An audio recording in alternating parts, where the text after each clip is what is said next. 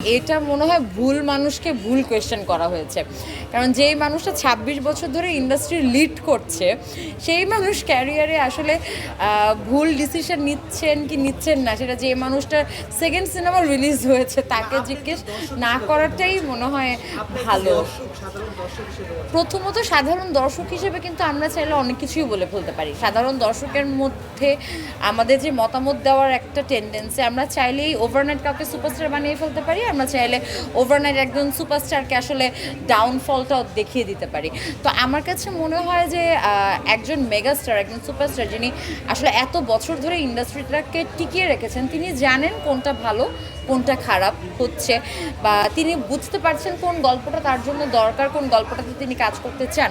দুই একটা ভুল বা দুই একটা ব্যবসা সফল ছবি নাও হলে আসলে পুরোটাই যে মেগাস্টারের দায়ভার আমি সেটা আসলে বলবো না।